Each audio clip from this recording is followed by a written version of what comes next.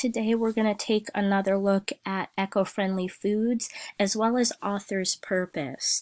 So in your My Book on page 164, you're going to reread just that page. If you're following along with the read aloud video, you're going to start at about 14:17. Your job for the discussion post is to answer the two following questions in complete sentences. The first question is, what is the purpose of the text on page 164?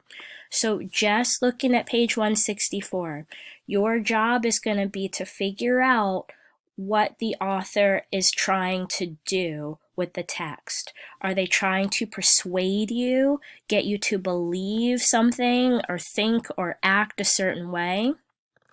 Is the author trying to inform you of something on page 164? Are they trying to share information about a topic?